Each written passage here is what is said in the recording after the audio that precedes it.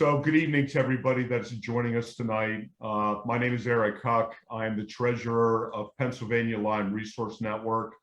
Since COVID started, March of 2020, we have taken our face-to-face meetings in all the different regions that we have, and we have been doing a monthly virtual Lyme impact session.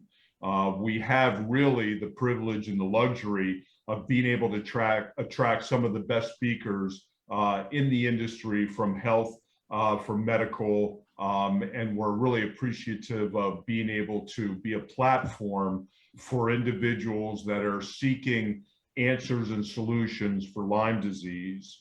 The nature of tonight's program is going to be dynamic neural retraining systems. Before we get into that and before I introduce our speaker, Christine Lindberg, I want to just take a second and give a little overview. It's not uncommon in the Harrisburg, Pennsylvania area, which is the local support region that I run. It's not uncommon for people to get a hold of me after one of these presentations and just ask some of the general questions. What else is going on in the Lyme world? So what I want to share with you is some of those happenings.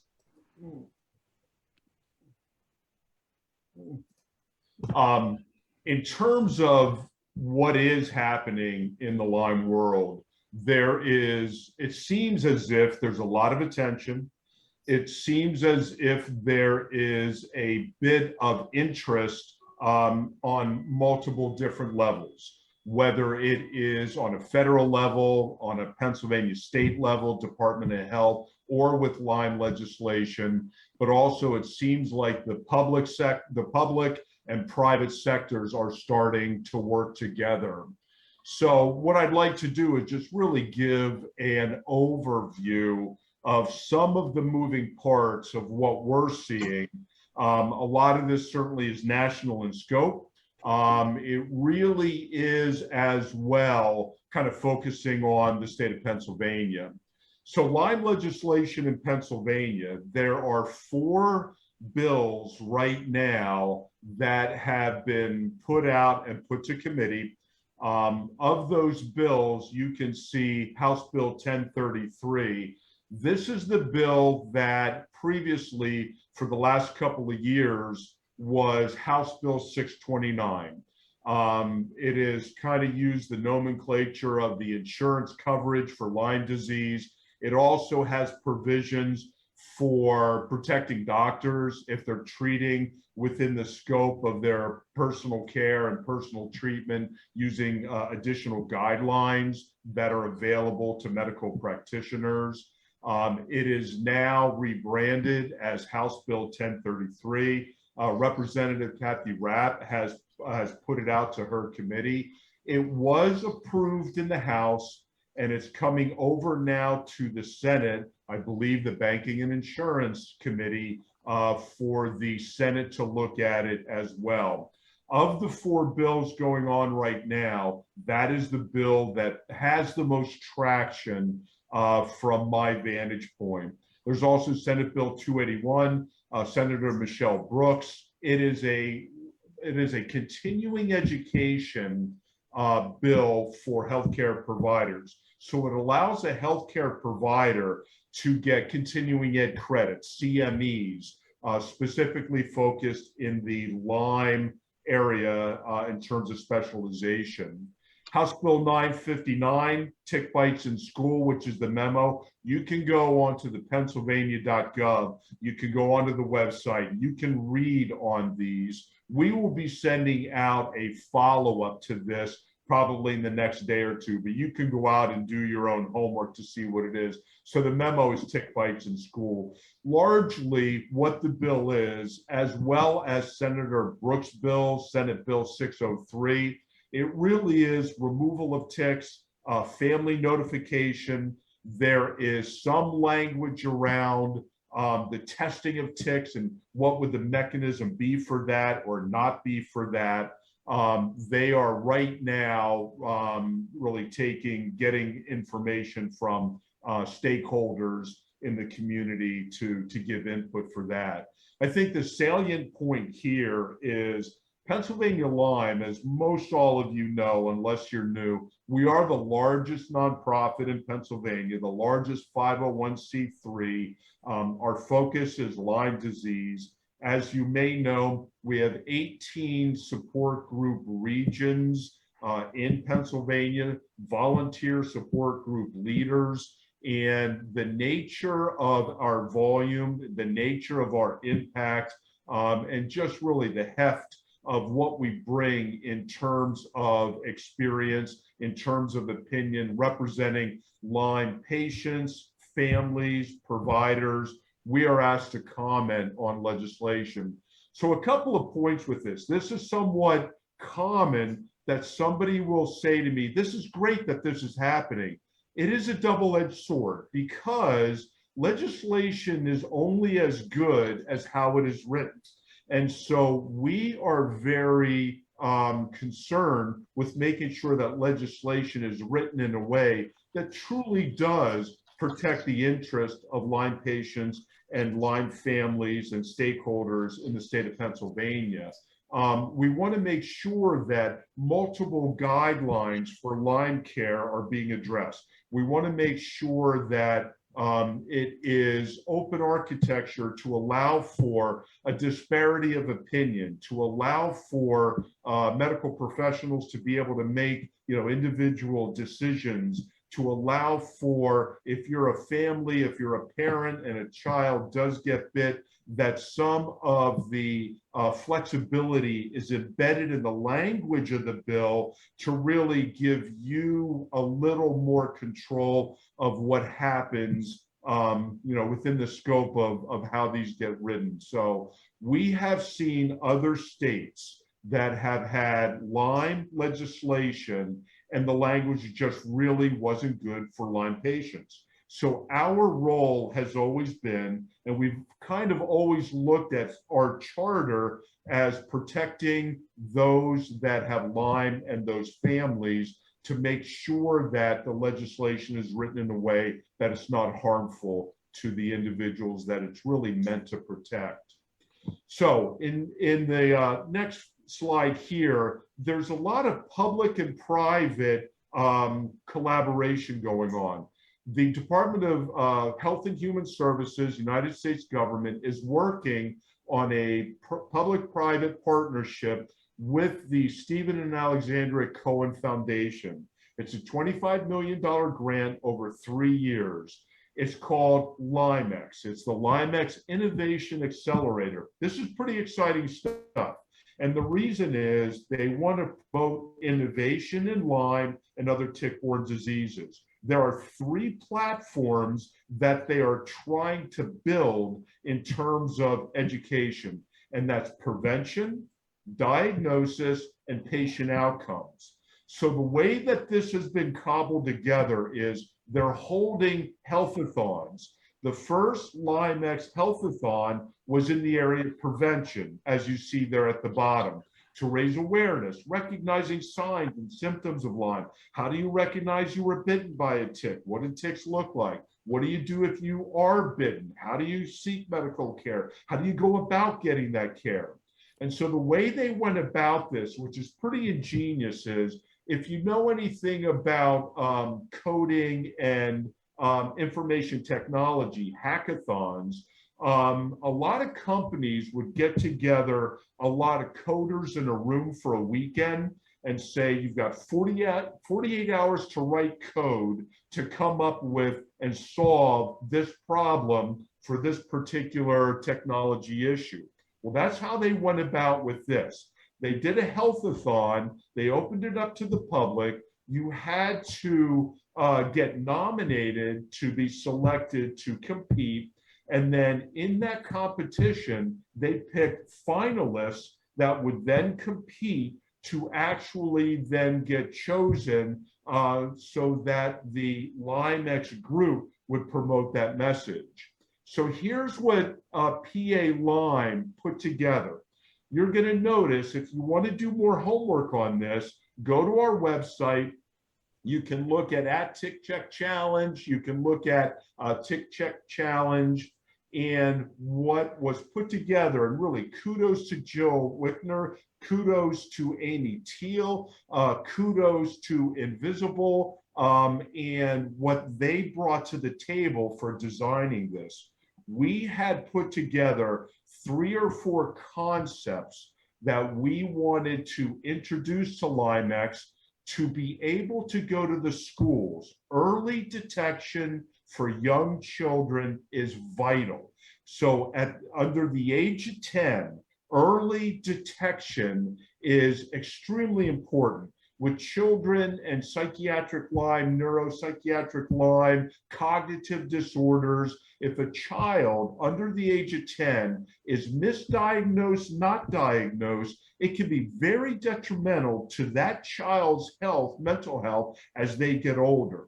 So we took the ideas, and Julia Wagner, the president of PA Lyme, went to her child and said, here's what we're thinking of doing for the Limex Challenge. And her son said, I don't think any of those are good. Well, what would you do instead? He said, can't you come up with a song that is so catchy and a dance that is so fun that everybody would want to do it? And that's the road that they went down.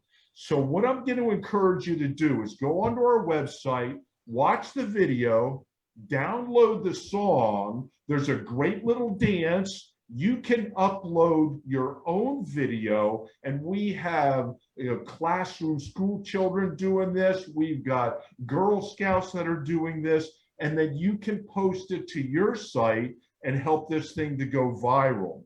Here's why this is important. Now think of this. This is education for children.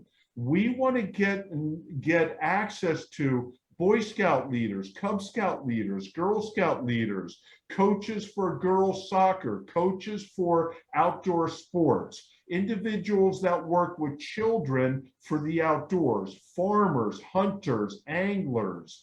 We're hoping that this can become viral so that a child knows when they go outside and they come in, they would want to go through the cadence of the dance and the song and check for ticks. So this is what we submitted. Thankfully, I'm happy to tell you, we were the first place winner. I mean, winner, winner, chicken dinner. How cool is that, right? We got the first place ever for the inaugural first place Limex Healthathon.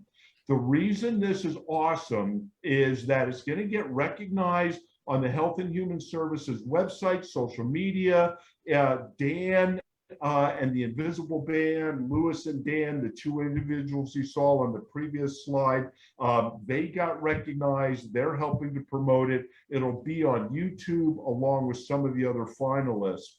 We are going to use this campaign and really work hard next year to get it into the school systems here in Pennsylvania for the grade school up to about, the 5th grade, 6th grade. So be on the lookout for that.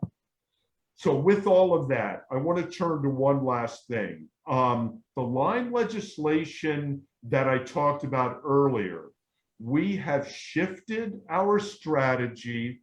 We have recently brought on a director of legislation that's going to be driving that initiative for PA Lyme. Here's what we need to really be helping families in the state of Pennsylvania. We need a director of public relations. We need somebody that's volunteer oriented, that has media experience, public relations experience, that would like to help out and help us get our message out to the media. If you know anyone, perhaps maybe you know someone, maybe you can send this to someone and say, hey, this might be something for you to consider. We're also looking for a director of fundraising. We have done, I think, a pretty admirable job on a bootstrap budget. And we're nonprofit. None of us are compensated. Everybody's a volunteer. This is a mission of passion. And the individuals that represent you, that work for PA Lyme or with PA Lyme, we're all volunteers. We really could use someone that's got experience with fundraising. If you are that person, please give us a call. Go to our website and just send us an email or pass this along to someone. We also are looking for individuals with grant writing experience. So if that speaks to you or you know of anyone, we would really appreciate that you pass that along. So thank you for doing that. So with that, I'm pretty excited tonight to kick this over to Christine Lindberg. This is something that's been on our radar for about half a year. And Christine is a senior instructor. She is an adult educator and a group facilitator with 20 years experience. She's got a BA in human and social development, and she's got a bachelor's of education. So she's worked for the Dynamic Neural Retraining Systems for 6 years as a senior instructor and as a senior trainer supervising the coaches and the instruction teams. She's passionate about helping others understand the role that the brain plays in chronic illness and that the science of neuroplasticity and how that involves helping chronic illness. So her son has experienced full Lyme recovery from symptoms related to long-term chronic Lyme and the accompanying co-infections. This is very, very impactful because he spent 5 years bedridden, my understanding, in a pretty life-threatening condition. So because of her background and her supervisory training position, we're very, very privileged to have Christine present to us tonight. Just housekeeping. If you have questions, you want to go to the Q&A and ask questions. If you're on Facebook, ask the questions. Bill Moore, who is one of our board members, will gather all the questions and ask Christine them at the end of her presentation. So with that, Christine, I will turn it over to you. Thank you, Bill. But I practiced with Bill and Eric getting the right PowerPoint, and I think you can see my notes. Is that right, Bill? Not at the moment. Go ahead to the next slide. What does that look like? We're good? We're good. I think you're okay. Okay, you can only see the slides and not all my notes because I don't want to distract. Fantastic. Well, thank you so much for that introduction, Eric, and hello to everyone. I'm really, really excited to be here with all of you tonight. I live in Western Canada in the Canadian Rocky Mountains, where it's very much fall already. And I'm thrilled to be able to share with you a bit about my own family's journey with Lyme disease, chronic illness, and ultimately the road back to health and vitality. And hopefully tonight, my goal really is to bring a message of hope as I share about my work with the neuroplasticity-based program called the Dynamic Neural Retraining System. I know some of you may be familiar with it, or perhaps you know someone who has implemented the program. So it's called DNRS for short.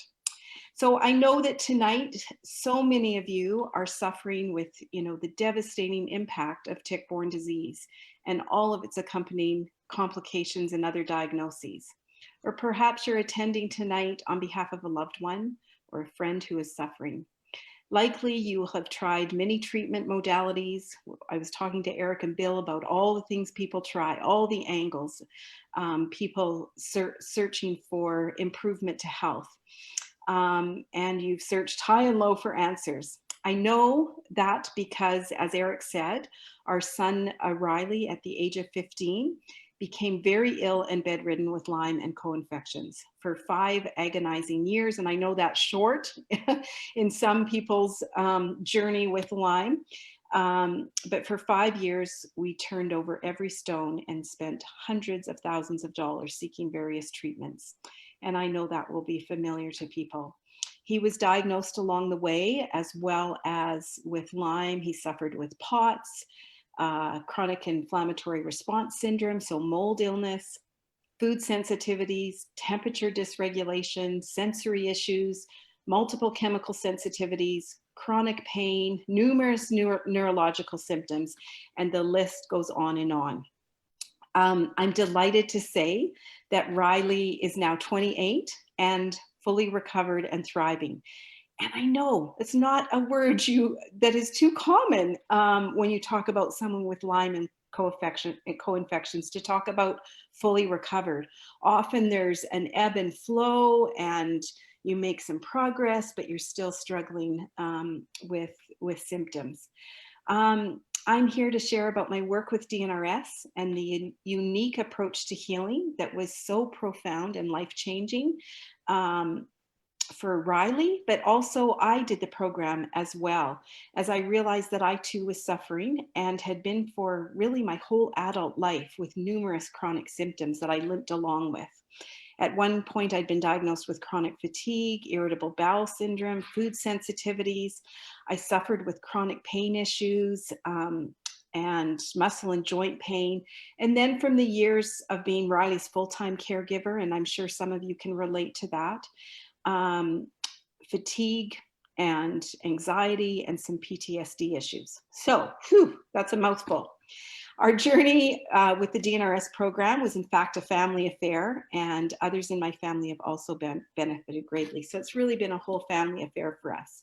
So as I share tonight, please know that I've walked in the shoes of a family struggling with the devastating impact of chronic illness. I know the toll it takes on every aspect of your life and the people around you, and the often disheartening reality that there seems like there's no end to suffering, and once chronic, what hope is there of reaching full health again?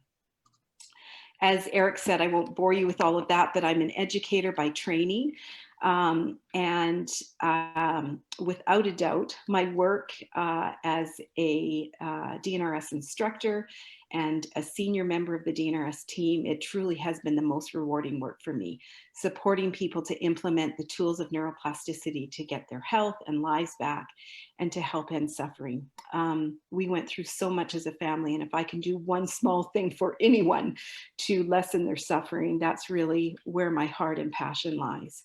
So I share information tonight wearing two hats, the mama of a Lyme sufferer and having lived through that journey and having come out on the other side, and now having the privilege to share how the tools of neuroplasticity and addressing the symptoms from the perspective of brain function, how that changed our lives and the lives of so many I get the pleasure of working with.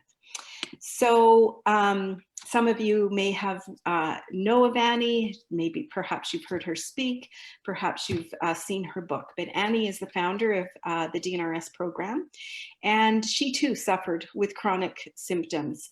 Back in 2004, she suffered with severe chemical sensitivities, fibromyalgia, a whole list of symptoms. A number of things contributed to her decline of health, which we call in DNRS a perfect storm, at which I'll talk about a little bit more later. So the contributing factors for Annie included physical, emotional, psychological traumas throughout her lifetime.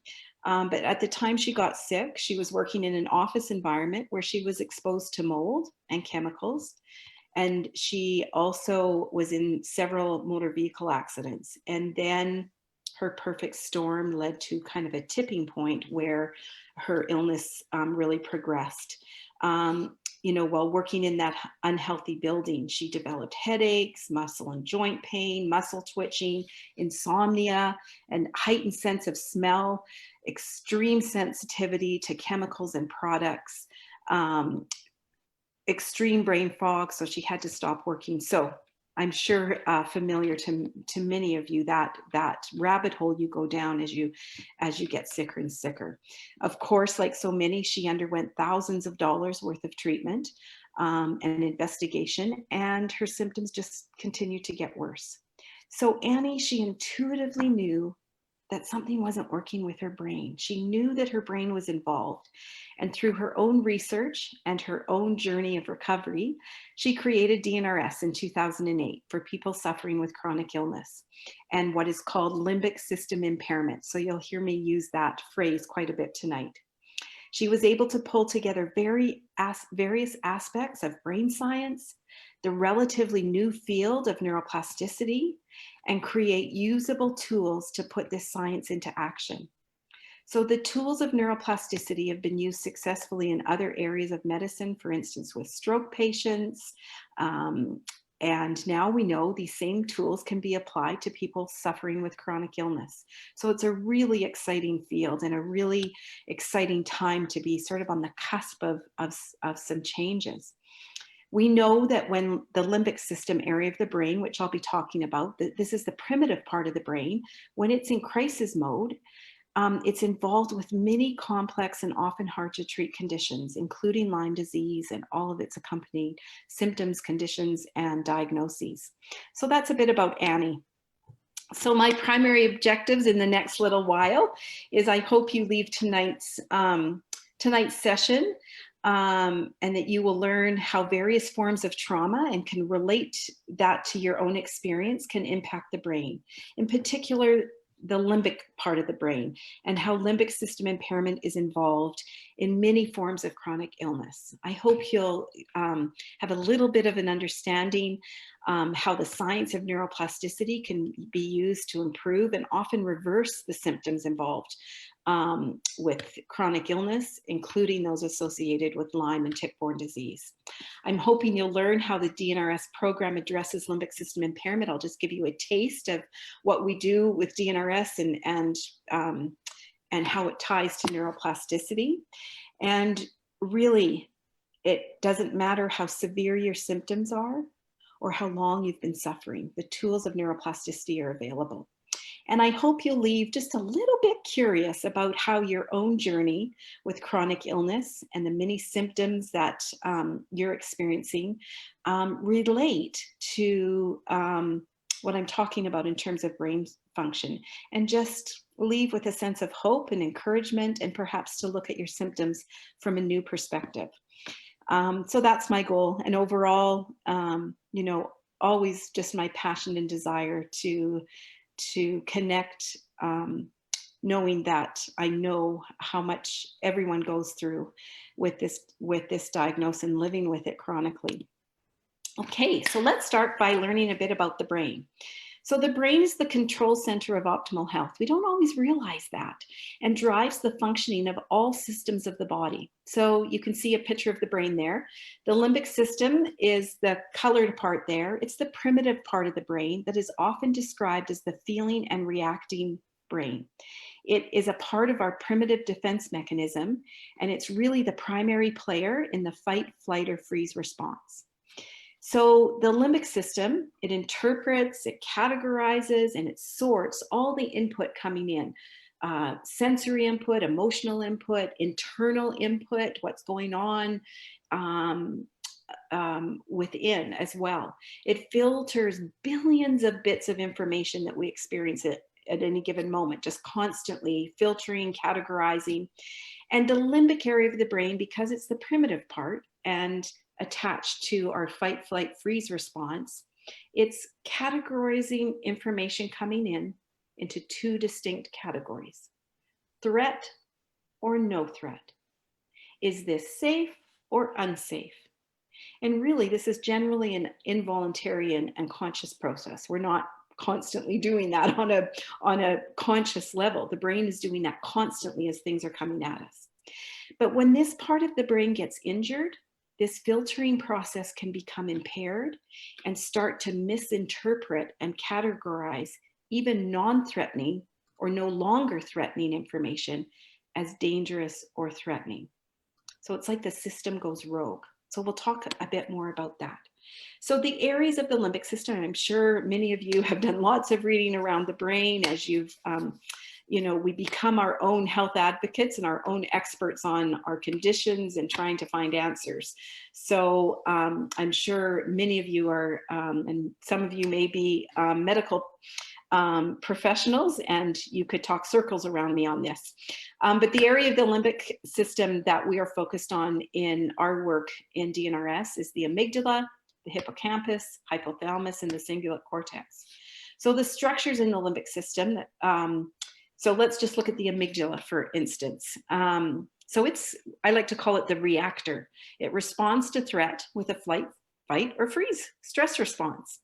The hippocampus is the memory keeper. So it remembers and stores information about threat for future protection. So for instance, if you're a child and you touch a hot stove and you burn yourself, the hippocampus stores that experience. You know, there's a threat, the amygdala activates, we pull back from the stove if it's hot, and then the hippocampus, it remembers and stores that information so that we don't do it again, right? And we can avoid the stove. So that's just a simple example. But the hippocampus is involved in storage of memory, short and long-term memory. People with chronic illness often describe brain fog, lack of clarity, can't organize your thoughts. That's the hippocampus under constant threat. And when the hippocampus is under stress, long-term, it actually, brain scans show that the hippocampus shrinks in size and actually the number of neurons decreases. But that can change, which is so exciting.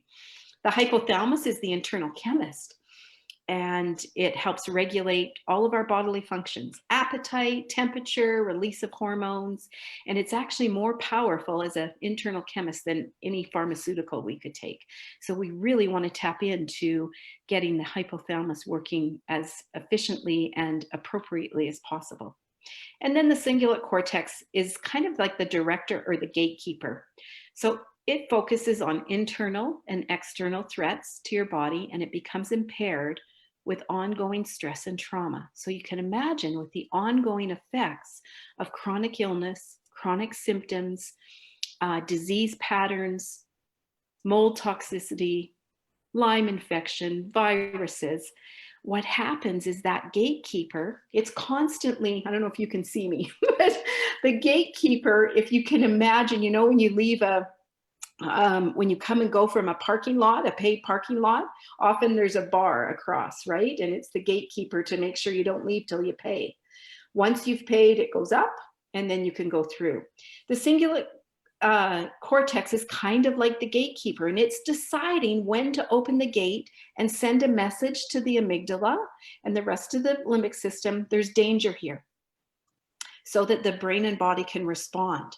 But what happens under long-term stress and trauma is that that gatekeeper, the cingulate cortex, becomes impaired and the gate just stays open. So everything's passing through the gatekeeper as a danger or a threat.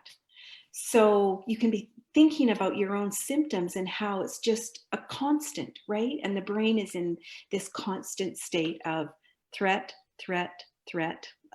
The world is unsafe. So you can see all these pictures, various things. So these are the factors contributing to limbic system impairment. So ongoing or cumulative stress, including various forms of trauma. So we sometimes say, oh, the body's under stress, or a doctor, you know, you'll hear doctors say, oh, you're just stressed, calm down. That's not what we're talking about here. What we're talking about is ongoing stress response that is happening physiologically.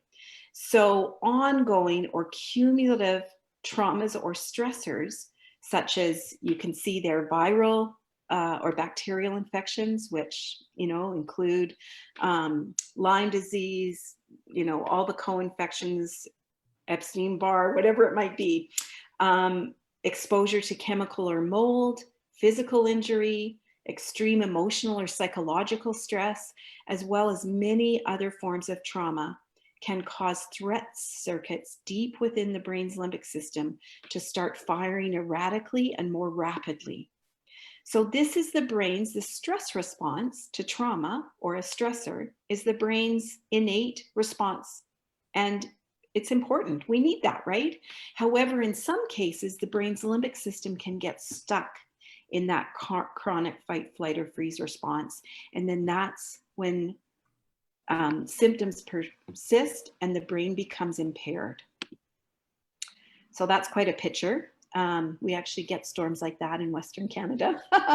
When we talk about stressors or traumas that often occur that lead to limbic the limbic system becoming impaired, it's really often a combination of unrelated stressors, or what seems like unrelated stressors, that create this perfect storm, which I mentioned when I was talking about Annie. And that was really the case for my son Riley. So in some cases, people are able to identify a tipping point from, accumulation of like a perfect storm of stressors or traumas.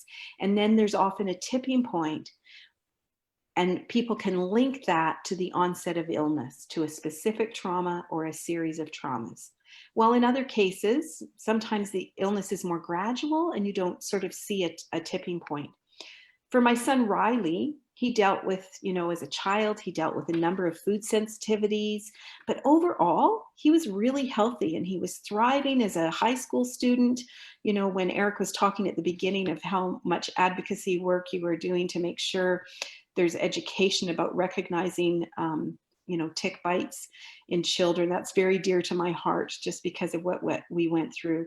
So, really at 15, Riley had a few things that had gone on, but overall pretty healthy. However, at 15, he had his own perfect storm. So he underwent shoulder surgery for an athletic injury.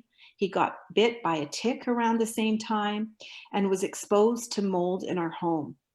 He started experiencing unexplained symptoms. He couldn't attend school any longer, and he was told by doctor after doctor after doctor, nothing's wrong with you, go home, it's in your head.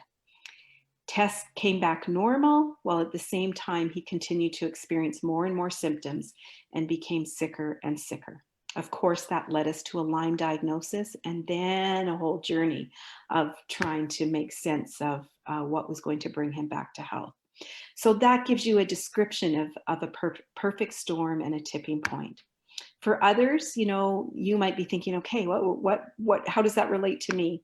Sometimes it's a combination of physical stressors like car accidents, viruses.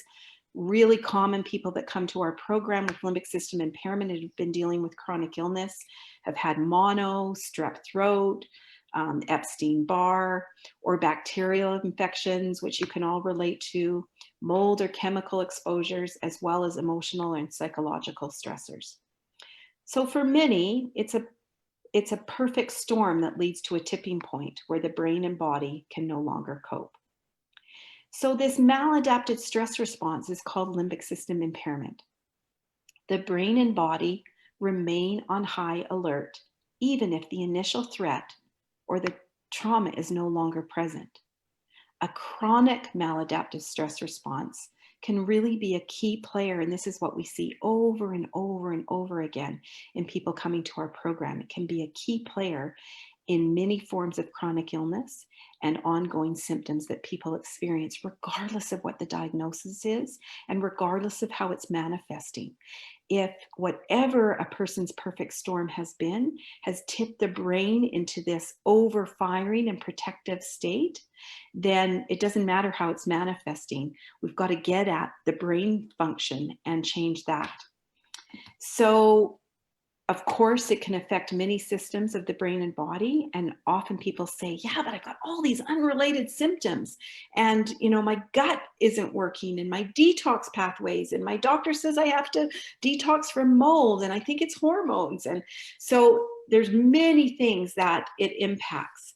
And so physical, psychological, emotional, behavioral, all of those multi-levels of system can lead back to the structure and function of the brain and what's going on in terms of limbic system function. So physical symptoms.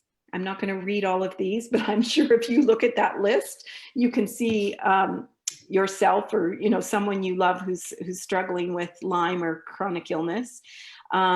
They may present in various systems of the body. So it can include, of course, the autonomic nervous system, can be cognitive, your digestion, your detox pathways. And these are all the areas that all the Lyme literate medical practitioners, Riley's naturopath, and neurological chiropractor and functional medicine doctor and all his Lyme literate physician.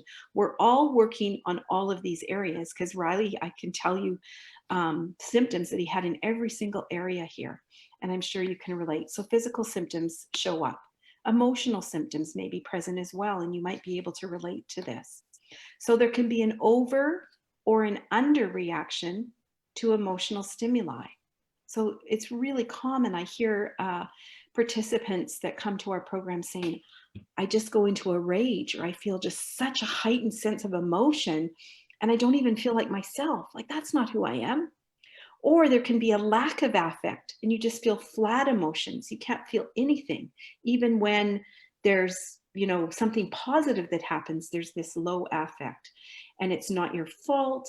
It's not, you know, anything that anybody's doing wrong, or they're not trying hard enough to show appropriate emotions. It's actually part of the brain impairment.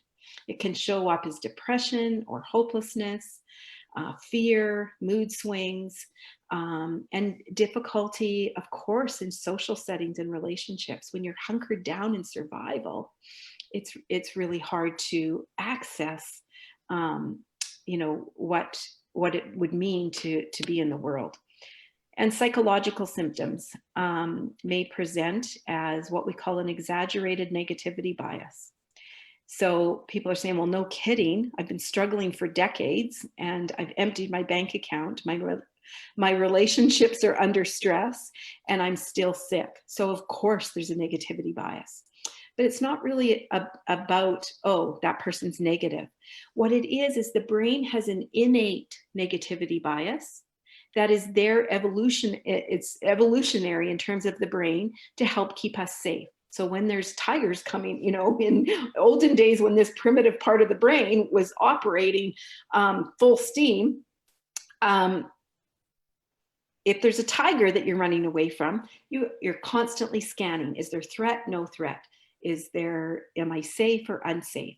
So that negativity bias gets increased when we have chronic illness and limbic system impairment, because the brain is hunkered down in survival and you're constantly having to figure out how to avoid symptoms, how to lessen symptoms, so it makes sense.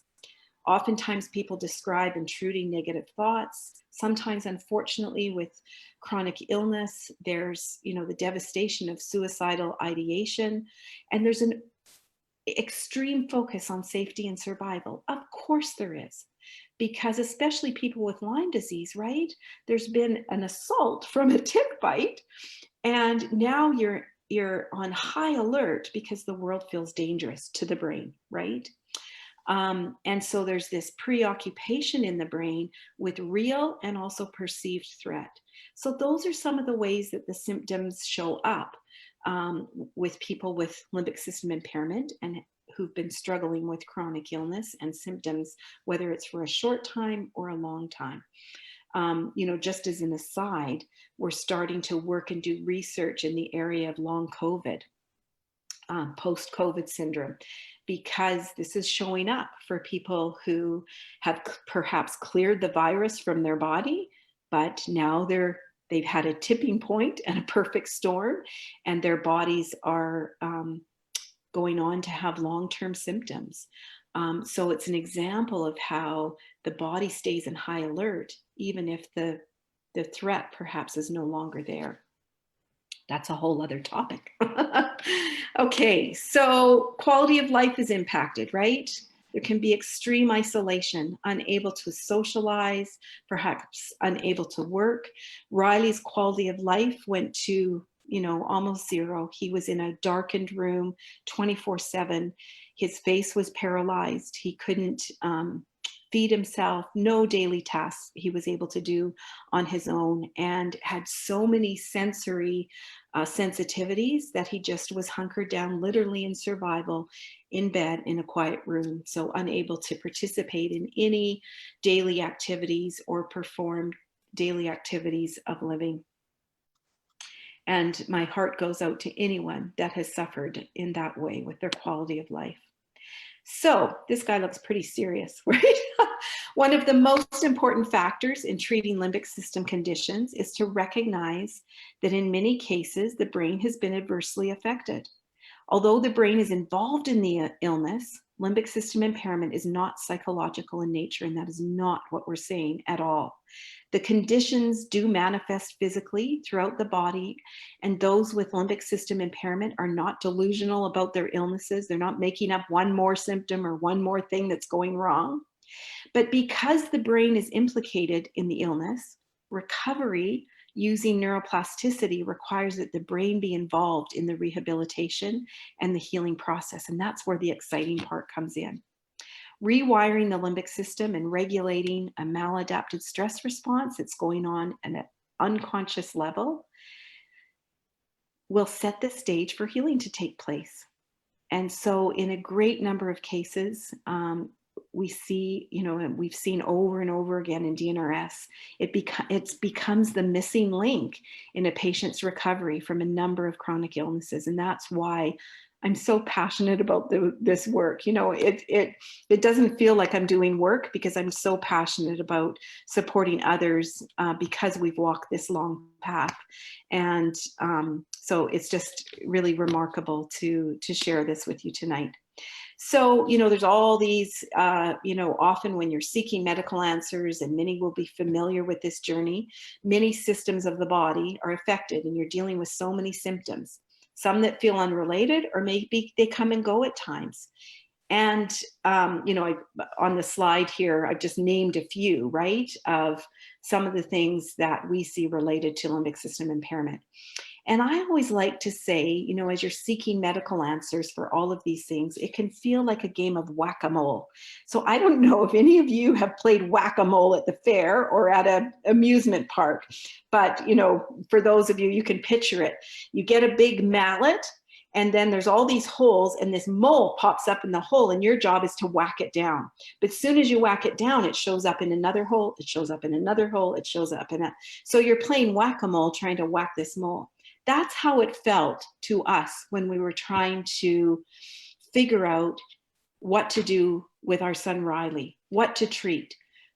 We hear he has SIRS, and he can't detox mold, and he's diagnosed with SIRS in the dreaded gene. So you whack that mole, and we did all of the biotoxin and the mold illness protocols, and you think that mole's gone down, but maybe he improved, maybe there were a few changes. Oh, but here comes another mole. And you think, oh, maybe it's the Bartonella, maybe it's Babesia. Oh, this doctor's telling us he has mast cell activation syndrome and we got to deal with histamine. Oh, maybe it's, so I can't see any of your faces, so I don't know if you're nodding and recognizing any of this, but it's sort of that whack-a-mole looking for improvement. Positive changes may come. They certainly did for Riley. I'm so grateful to all of his Lyme literate practitioners, all the people that were trying to put all the puzzle pieces together, right? They were really very real issues. But what if the common denominator is in fact the brain's operating system has gone rogue and is stuck in a chronic, unconscious, maladapted response? What if the common denominator to all these things that we're playing whack-a-mole with is actually the brain gone rogue? And if we can focus on the brain, I remember thinking that all of the doctors were focusing with Riley's treatment from the neck down. Detox pathways, building his immune system, his gut microbiome, trying to figure out hormones. All of that was really important. But what if all of that is continuing to malfunction because the operating system is in this chronic, disorganized, overfiring protective mode? And if we could get the operating system working, what would happen with the rest of the symptoms and the systems of the body? I'm hoping that makes sense, and I'm excited. I'm hoping you're writing your questions as we go so that I can address those. So now let's look a little more in depth at what happens when the limbic system is impaired. Our limbic system can be compared to a highly sensitive security system gone awry. So you can see that security system there in the corner of my slide. Imagine you install an alarm system at home to alert when an intruder enters. All is calm until one day the alarm goes off. Oh no, you think, an intruder. Suddenly fear, adrenaline surge through your body, but when you check, you see it was only the cat accidentally tripping the alarm. The following day, the alarm goes off again. Oh no, another intruder. You sense a threat and your body responds. Your fear and adrenaline increase and your body gets ready to fight or take flight. Or you might freeze. In my case, I'd probably freeze if I thought there was an intruder outside. But when you check, you don't see anyone. Unknown to you, the alarm system has a software bug. Perhaps there was an intruder at the beginning, but then the system goes awry and it's seeing the smallest little thing and tripping the alarm system, right? So each day it grows more sensitive. First it's a tree branch scraping the side of a window, then a leaf falling off the tree. Finally, with just a wisp of the wind, both the alarm and you become hypersensitive. So pretty soon you're hunkered down inside your home, terrified. You believe the alarm system is sending you accurate alarm messages. You never question the integrity of the system itself. You know you're not safe, you're anxious, you're worried, and now you're in fight, flight, or freeze mode 24/7.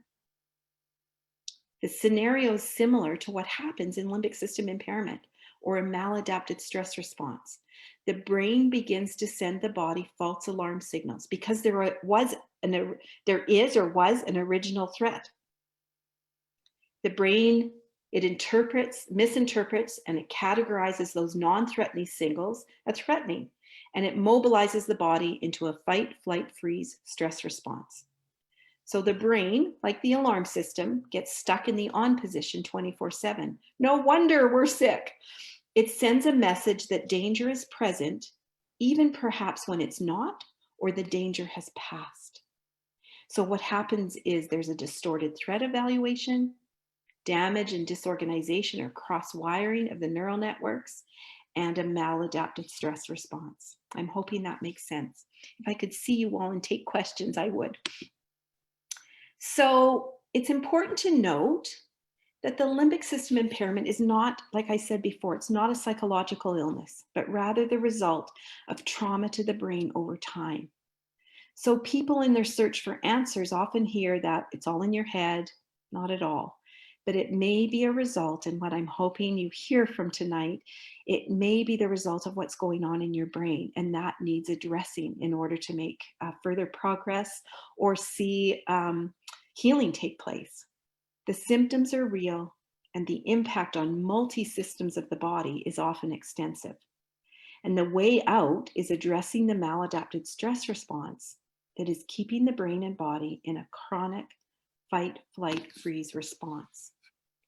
And environmental factors, and that's why I have this slide up, may be part of the initial injury, such as chemical or mold exposure, or, you know, in the case of so many here tonight, a tick bite, right? And so it's important to create, we always teach the program at Dnrs from a platform of environmental health. We encourage people to create a living and working environment that's as healthy as possible to help the brain rehabilitate. And I'll talk a bit more about that. So there's two truths here. Often people, you know, as I'm talking about this, say, yeah, but I have real Lyme. Yeah, but mold is bad for you. Yeah, but why would I want to recover and not be sensitive to chemicals? They're toxic. So there's two truths that we talk about in DNRS and as we talk about rehabilitating the brain. So we understand that many forms of trauma and environmental toxins can affect the brain and body. Absolutely. So truth number one is understanding that we have all this information, and I don't know anybody better than Lyme patients to have researched and looked at every angle of health. And we become, I used to say I got a PhD in Lyme, and I feel like I've got binders and binders. Well, It's all online now, but binders and binders of information about every possible angle, the toxins, the mold, the everything. All of that is true. We know that there's certain things in our world, on our planet, that are not healthy for the planet and not healthy for us. That's truth number one. And we learn that and we build this whole body of knowledge, right? However, knowing that sometimes doesn't make us well, or trying to treat all those things, we're still struggling with chronic symptoms. So truth number two is where we come at in terms of DNRS and rewiring the brain and rehabilitating the impaired limbic system. Truth number two is wanting to get the brain and body back to a place of homeostasis, back to functioning appropriately, get the nervous system working appropriately so you can live from a place of choice and from a place of being without symptoms. So it's not about saying, oh, just throw caution to the wind, live, whatever, I'll rewire my brain and, I don't have to deal with mold or chemicals. No. Truth number one is knowing that there's all these things that have been part of your perfect storm, and we have knowledge about what's healthy for us. Truth number two is we are hunkered down in survival, and the only way to get through is by avoidance or about trying to manage symptoms. So what we're about in neural rehabilitation is about getting the brain back working functionally so that you can live from a place of choice and that you can thrive in every way. So I hope that makes sense. Truth one and truth two, right? Okay, so, and I know I'm throwing a lot of information at you, and the PowerPoint information I'll give to Eric and Bill later, just to make sure that people can go back over this. So neurons that fire together, wire together. So the chronic activation of the threat response, it becomes automatically wired in the brain. So this is a quote from 𝗗𝗆𝗿, which actually was a Canadian, he was a Canadian psychologist, and he coined this term, neurons that fire together, wire together, long before we knew as much as we know now about the brain. And it basically means that neurons are constantly communicating. And as neurons communicate and pathways are created, neural circuitry is created in the brain, it will do so automatically with repetition. That's how we learn anything, right? We're learning to read, neurons are firing and creating neural circuitry, and with enough repetition, as children, we learn to read, or we learn a sport, or we learn how to play the piano. But in the case of limbic system trauma, this is also at the root of suffering, because the brain memorizes with repetition the threat response. And so the brain is firing, the neurons are firing with this fight, flight, freeze response neurochemistry. It's actually a physiological response with adrenaline, cortisol, norepinephrine surging through the body. And when the brain is in that fight, flight, freeze mode, there's not a lot of room to heal and digest and sleep and detox, because the brain is hunkered down. So when we look at this, imagine this man, imagine the hand is a tiger coming out of the forest. So with limbic system impairment, it's like the stress switch gets stuck in the on position, like I said earlier. The brain becomes stuck in this maladaptive stress response and continues to react long after the injury is addressed or the threat is no longer present.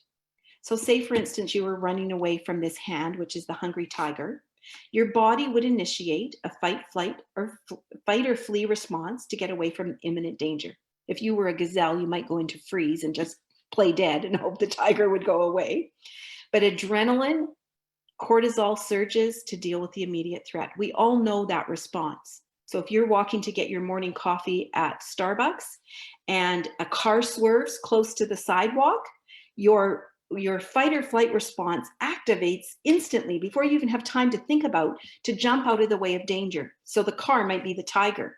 Then the car rights itself and keeps on driving, and it might take a bit, but your brain will go back to a regular response, right? Because in that fight or flee response, your blood starts pumping, your heart starts racing, your hands might get clammy to deal with the imminent danger. But in a normal stress response pattern in our bodies, we realize the danger is gone and we keep walking on to Starbucks to get our coffee. But with limbic system impairment, it's as if you're constantly running away from that tiger.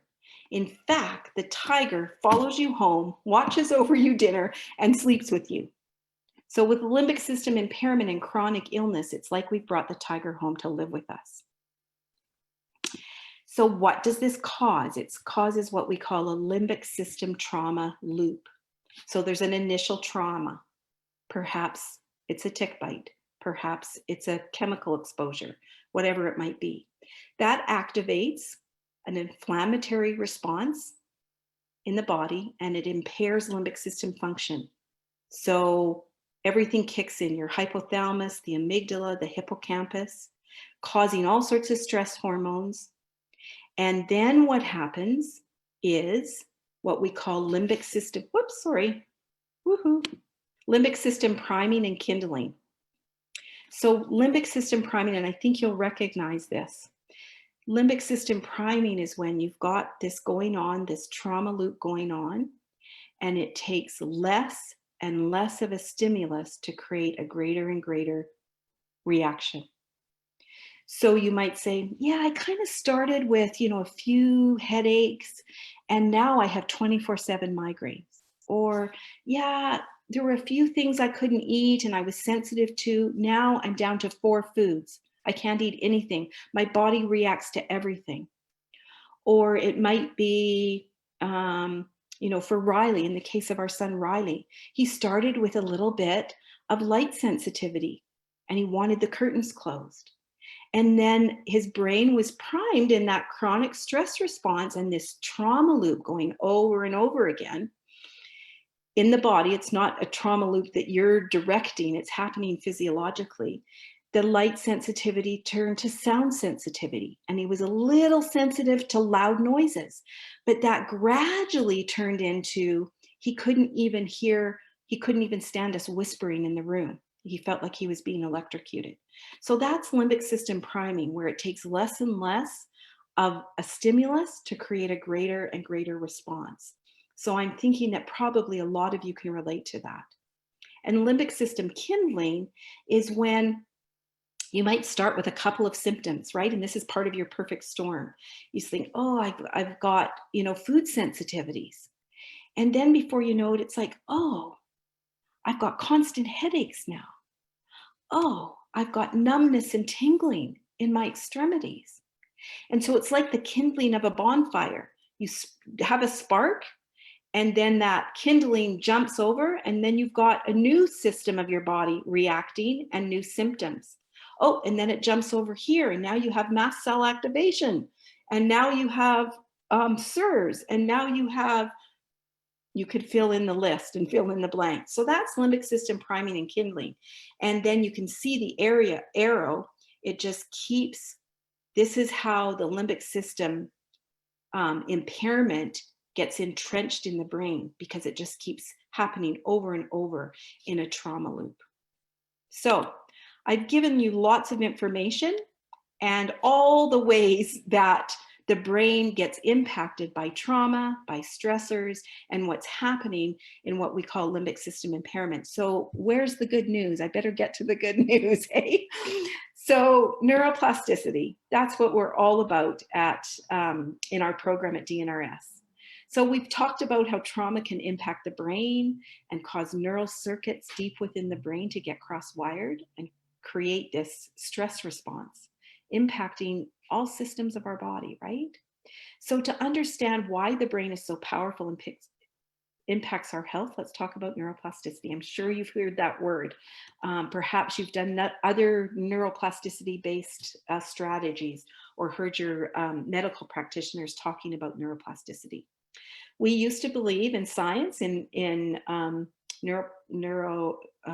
neurology and brain science that the brain was fixed and unchangeable. But we now know it is able to reorganize and change its structure, its function, especially in response to learning, experience, or trauma. So this capacity called neuroplasticity, which it really simply means the brain's ability to change. There's a good side and a downside to this, to neuroplasticity. Because our brain is not fixed, it makes us susceptible to trauma, and the brain is susceptible to injury and impairment because of traumas and because of being neuroplastic. And it changes in response to our environment, to what goes on internally, externally. So limbic system impairment, and the brain is involved in your condition, it's also the way out of your condition as well. So this is really, really good news.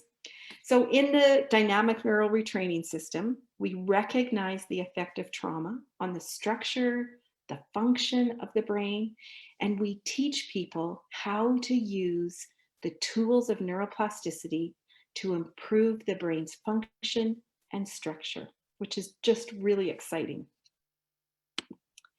So brain retraining. So how is neuroplasticity and everything I was saying relate to what we do in DNRS? So our DNRS program is a form of self-directed neural rehabilitation. It's a program that uses the principles of neuroplasticity to help reverse limbic system impairment. So Annie developed the program using all of these powerful and proven neuroplasticity strategies that help people build healthy neural pathways and support getting back to optimal function in all systems of the body.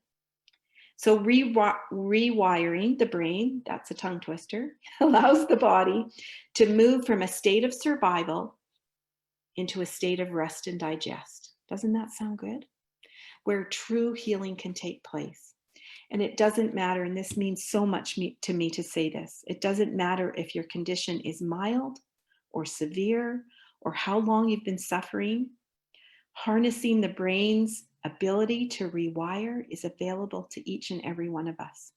And our brains are neuroplastic from the moment we're born to the moment we take our last breath, which is so amazing. We often hear, children's brains are really neuroplastic because their brains are forming and developing. Yes, that's true. But we know that our brains are neuroplastic till the moment that we take our last breath.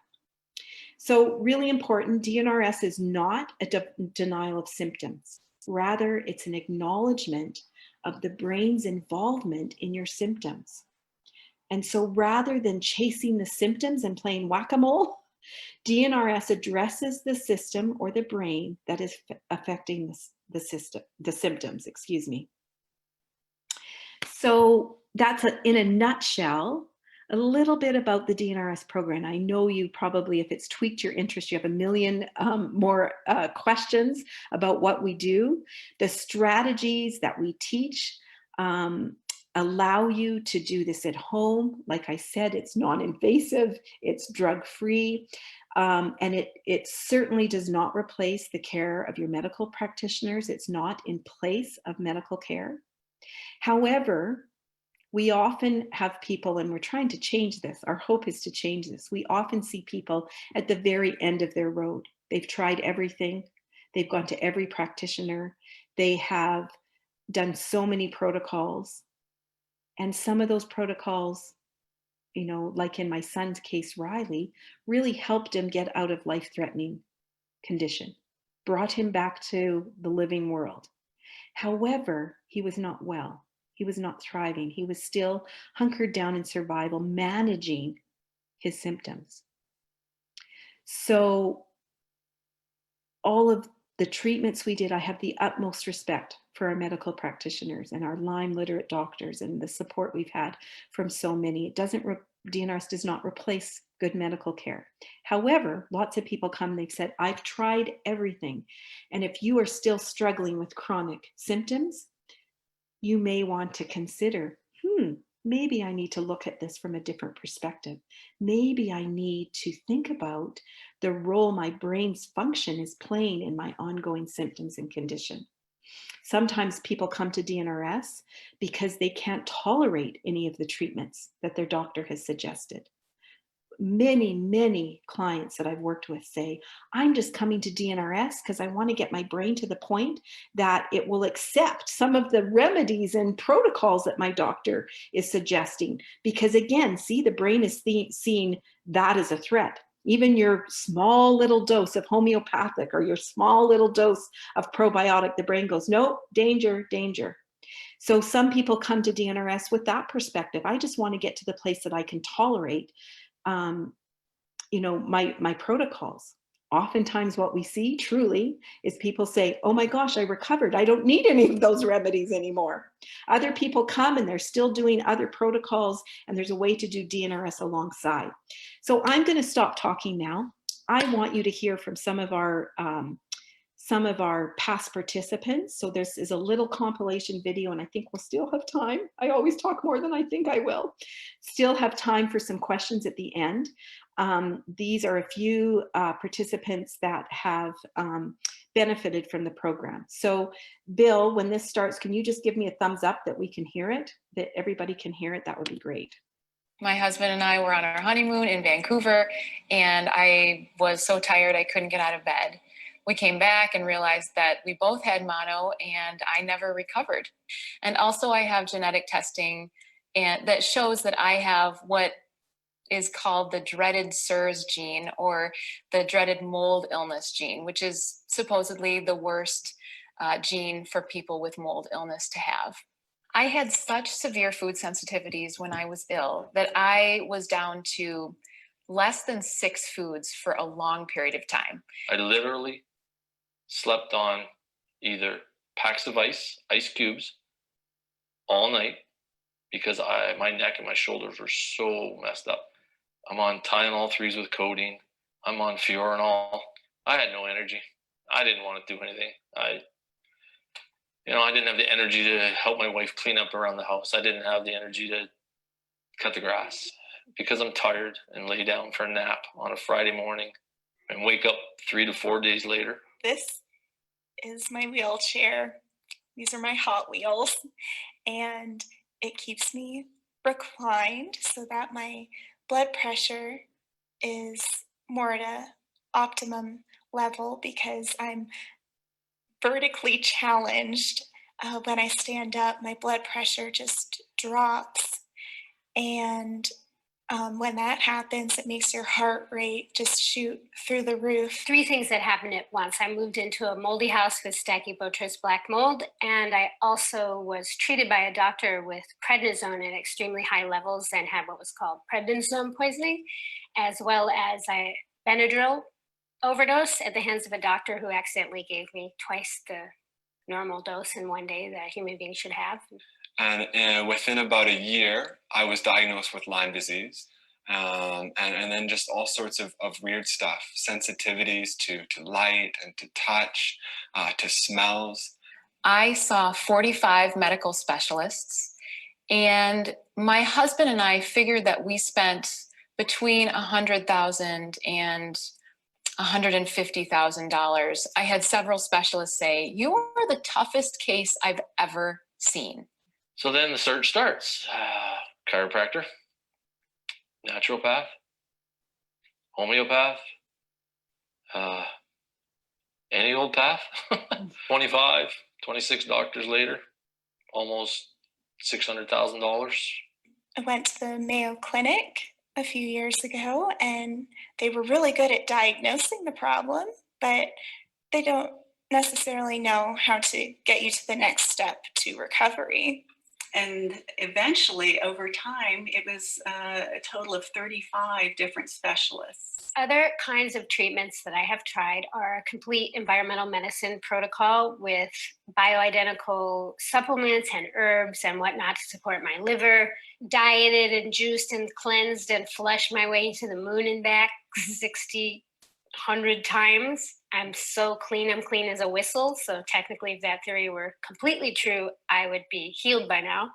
EFT, tapping, shamanic work, juicing, fasting, hydrocolon therapy, electric treatments, plugs, boxes, aromatherapy, color therapy, belief work up the wazoo, all of it. Even after the years of treatment, 4 years of treatment, and seeing an incredible doctor in Kansas who, you know, got rid of facial paralysis and all sorts of neurological stuff, helped me to walk again, got me out of a wheelchair, I was still dealing with a lot, with multiple chemical sensitivities, with anxiety, with post-traumatic stress type stuff from the years of illness. A good friend of ours, actually, who herself struggled with Lyme disease, her son and her daughter as well. She did the DVD program, the Dynamic Neural Retraining System DVD program. And she saw immediate and incredible results. And I went to the limbic system thing, which was Annie Hopper. And I started crying because I knew it was it. I knew I found it. I knew I found it. Please, please send me a sign. We got that sign from her functional medicine doctor. That turned out to be the key to Lauren's recovery. So I'll try YouTube. Type in multiple chemical sensitivities. Up it comes. Pictures, faces, people. This really clicked when up came brain injury. It's a trauma to your brain. I heard about the program from my doctor at the Cleveland Clinic Center for Functional Medicine, Dr. Patrick Hanaway, whom I feel very indebted to and grateful for. And at one point I said, I'm really feeling hypersensitive. And he said, oh, there's this program I heard about from a colleague of mine, and why don't you look into it? I knew the program was going to be a great fit for me because all of these people who had been to so many doctors and tried so many things, who had chronic and mysterious illnesses, were getting better. And not just a little bit, but a lot. I got the DVDs in the mail and I started them that day. As the weeks progressed, my healing took off. I don't have to wear a mask anymore. I can go into any store I want. Now I can eat anywhere I want. And this program has given me my life back. I'm not tired like I have been. My muscles want to go. The energy is just off the charts. It's unbelievable to experience this, and I'm dreaming again. I'm supposed to go on to talk about what my life is like now.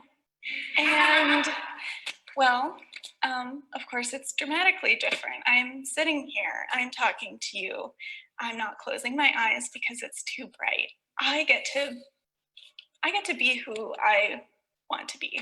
It's great. I get to laugh and really have a good time. I'm just so thankful to Annie and her program because I have my daughter back again. I can do anything. Like, I am living the life of a 20-year-old. I am healthy and strong. Last year, I climbed a mountain, and that was like 3 or 4 months after the program. And I did like a 7-hour hike. I'm playing hockey. I'm working out like 3 times a week. Yesterday, I ran at 10.5 miles an hour on the treadmill. Right away in the first 5 days of the program, I knew that this was the real deal. I noticed how my brain was perceiving input differently. I was clearer, I was more focused, but most of all, I was feeling happiness and hope, which I hadn't felt in so long. And that inspired me to keep going. And now cut to a year and 9 months later, almost 2 years later, and I live a completely different life. I am an absolutely 100% a totally normal person. Whereas before I couldn't do anything, now I can do everything. There's nothing that I cannot do. That's the question, is what can I not do? There's nothing I cannot do. And one of the biggest benefits of this program is the happiness and the joy that comes as a result of recovery. When your limbic system is in optimally functioning state, you're happy, you're relaxed, you're confident, and you're in love with life. And once the limbic system is recovered, your mind is open and available to savor and enjoy the beautiful moments of life and to be present to all the miracles that are unfolding every day. All right. So that's an example of some of our participants. You know, I always when I show that, I think, are they going to think this is an infomercial? Am I just trying to sell the program? And no, truly, that was our living room and my son Riley talking, and just from our heart. And I share that with you because they speak much better than I can. And I'm giving you all, you know, technical, the science and the limbic system, but I wanted you to really feel at a very heart level, you know, people that have worked with the program. So you can see other stories that hopefully you will resonate with by going to our website. I was going to talk about our research, but you can see that on our website. You know, the program is an online instructional video program. You can see we offer coaching. We've got this amazing team of coaches. You can do the program at your own pace, in your home. Annie's written a book called Wired for Healing. So there's lots of resources for you if this is something that interests you. I want to leave time for questions, so I am going to leave it there. Bill, what do we do now? Now we will take questions. Okay, and just before we move to questions, I just want to thank each and every one of you. Even though I can't see you, I would love to be in the same room and just let you know what a privilege it is to be here tonight and share with you. So thank you for listening. I hope that there's little pieces that resonate. I know I just threw a lot at you. So Bill, take it from here. Hold on a second, Bill. Christine, will you take yourself off a share screen, please? I sure can. Thank Here we you. go. Perfect. Thank you. Okay, if anybody out there has questions, we have a few already, but please use either the Q&A feature in Zoom or leave me a comment in Facebook, and I will try to get it. I have a little trouble retrieving Facebook comments sometimes, but I will try to get it. So the first question is, what would be a typical frequency and duration for DNRS treatment? Okay, so I think what that question means, how long would you treat with the program? Correct. Like how long? Yeah, how many treatments? That kind of thing. Yeah, really good question. So I haven't gone into a lot of detail about what you actually do. Sometimes people end and go, yeah, but you didn't tell us what you actually do. So we teach you, there's 5 pillars of the program. We teach you all the tools that you need to implement the program. It's actually, you know, I've given you lots of intellectual information, but it's actually an experiential program. So we teach you a daily practice of strategies and tools you use every day. What brain science tells us is that it takes at least a minimum of 6 months to make permanent changes and changes in how the brain is functioning in terms of neural circuitry. Oftentimes people make positive changes much faster, but we always say, do the program consistently daily, using all the tools that we teach you and strategies daily for a minimum of 6 months. Lots of people do it longer and are getting benefits, so they keep going. But that gives you a little bit of an idea. And can the program be done virtually? Yes, so you can purchase the online video program.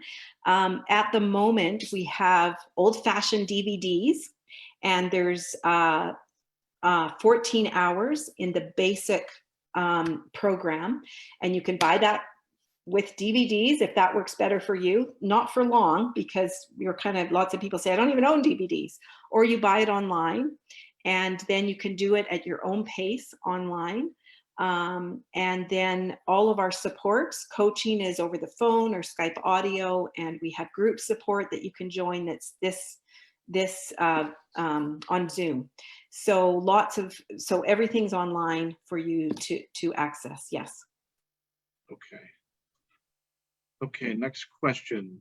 Have you had experience with bilateral desensitization, I'm sorry, I can't talk tonight, therapy such as EMDR? Yes. Okay. So I didn't get time to talk about everything, but we often talk in DNRS, you know, how does this compare to other modalities, either psychological treatments or talk therapy or other trauma-related therapies such as EMDR. So for those of you that don't know what EMDR is, it's eye movement desensitization, something, something. So it's a trauma-related practice. And, you know, many of our participants have tried EFT, EMD, EMDR, ART. There's lots of modalities out there. And those can be really useful. We generally recommend, if you're going to engage with the DNRS program, that you put on hold some of those other modalities so that your brain can really focus in one area. It's not, you know, DNRS would be under the umbrella of a mindfulness practice, but it's very different than meditation, and it's very different. We generally recommend to pull back from doing traditional talk therapy, because even though my husband's a psychologist, I totally believe in working with therapists and how powerful and productive and positive that can be.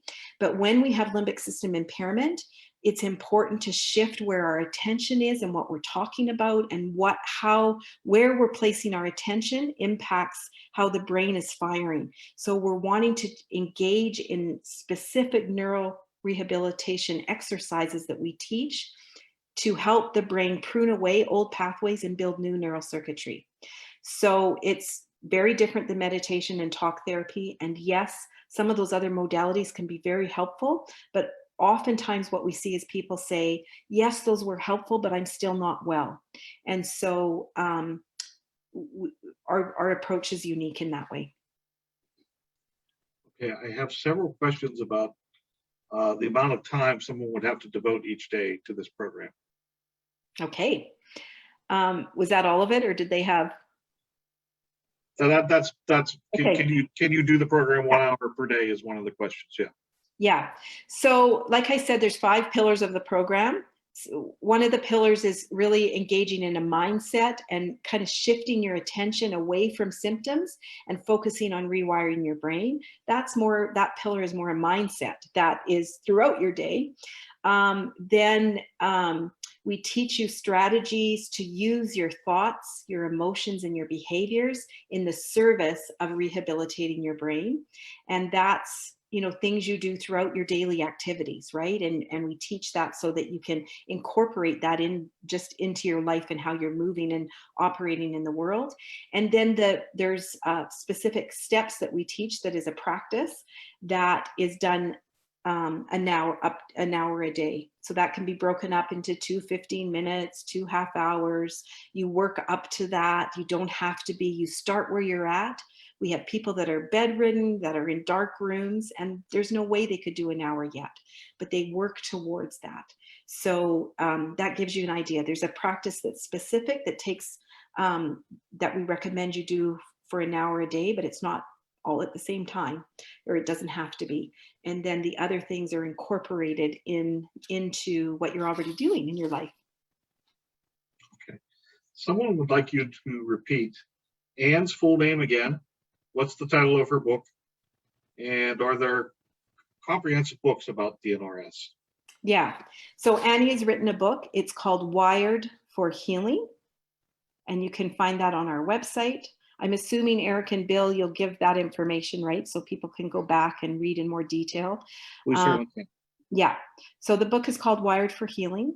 Annie, you know, really tapped into wonderful, wonderful work of other scientists, psychologists, neurologists in the area of neuroscience. One of them being 𝗏𝗏𝗄𝗏, The Brain That Changes Itself, Joe Dispenza, Breaking the Habit of Being Yourself, Rick Hansen, Hardwiring Happiness. So some really good reading resources that Annie has used to develop and support the program. But her book is called Wired for Healing. Was there another question that I was supposed to? Oh, no. Her full name is Annie Hopper. Hopper, H-O-P-P-E-R. Glad you remembered that. I forgot. Can the program be used for children as young as 5 years old? Okay, really good question. So the program is designed for adults, and you know, it was developed for adults. What we see is oftentimes families are struggling with limbic system impairment and chronic illness. So we always recommend that a parent does the program, learns it, and begins to implement the program. And then we have some strategies that are child specific that you can adapt. And oftentimes, as you know, the adult begins to implement the strategies, then children's brains are really neuroplastic. So they almost change alongside the parent. So we often see parents doing the program and are struggling with chronic illness, and so are their children. And in Lyme disease, we know that children, it's often a family affair, unfortunately. So young children at the age of 5, there would be tailored strategies, and that's where you might work with a coach. The 14 hours of the program that I mentioned is the basic program. And then there's also 5 hours of additional content called the Deeper Dive. And there's some really good content in there on how to make DNRS a family affair, lots of input for parents so that you can support your children to move towards recovery and thriving as well. I'm sorry, go ahead. Yeah, I was just going to say, once kids are older, they can learn the practice. You know, young teenagers, you know, every parent has to decide developmentally whether their child is ready. And, you know, really young children, you can make it really, really fun. And then older kids can learn the practice and do it absolutely. I think there's a couple of people struggling to understand what do you actually do in the program? Can you give a specific example of what you would do? They're trying to wrap their mind around what happens. Right. Yeah. And, you know, that's always a question. And people say, you know, we sometimes get feedback at conferences. Yeah, but what do you actually do? So it's much more complex than I can obviously teach in an hour seminar. And we want you to get the benefit of really being able to have the full information, right? And it's not about purchasing the program, but it's about making sure that you have all that you need. And so I could, you know, say, oh, you do an hour a day. And people say, oh, okay, well, what is that? So like I said, there's 5 pillars. The first pillar is about a mindset. When we have chronic illness, we're stuck in chasing symptoms, and we have to begin to change that in order to prune away the old pathways and start to build new neural circuitry.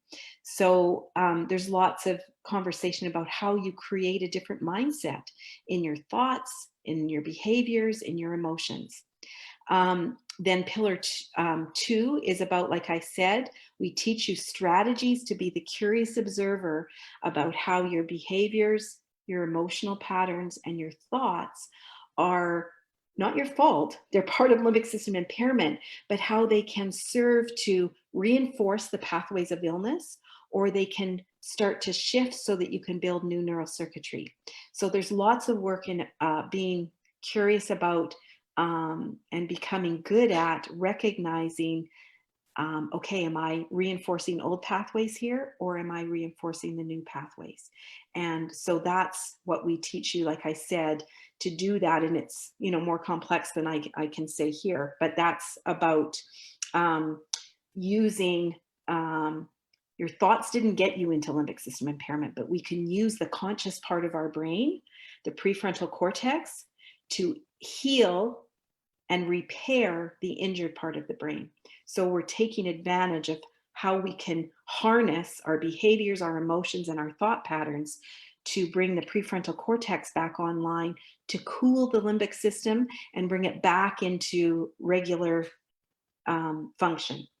Then the hour of practice that I told you, we teach you steps to do where you're using emotional rehearsal, you're using visualizations, you're using some strategies from neuro-linguistic programming and cognitive behavior therapy strategies, pulling all of those together to help change the chemistry and the physiological response in your body from a state of fight or flight. And when we have chronic illness, our brain is hunkered down in cortisol, adrenaline, norepinephrine, and it's just running the show.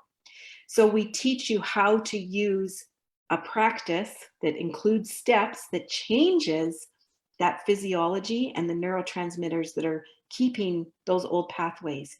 And we help you actually activate dopamine, oxytocin, serotonin, endorphins, what we call dose chemistry. And you actually learn to bathe your brain by what you're doing, visualizations, like I said, some CBT strategies. It's not CBT, but pulling from some of those strategies, neuro-linguistic programming. And he's put all of that together to teach you a 9-step practice that you do throughout the day over an hour. And then how you can tap into that dose chemistry throughout the day to change physiologically and train the brain to respond differently so that that fight-flight response gets turned off.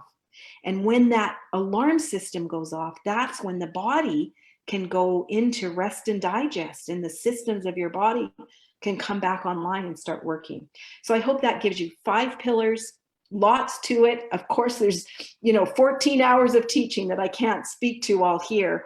So it's not that I'm trying to keep it from you. It's just that's kind of a summary.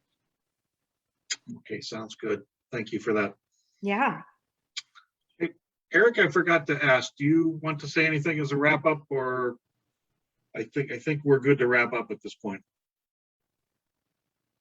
There's one thing I do want to do. I just want to give what the next month presentation is going to be, just in the wrap up. So next month we have Dr. Jodi Dashor. It'll be October 19th.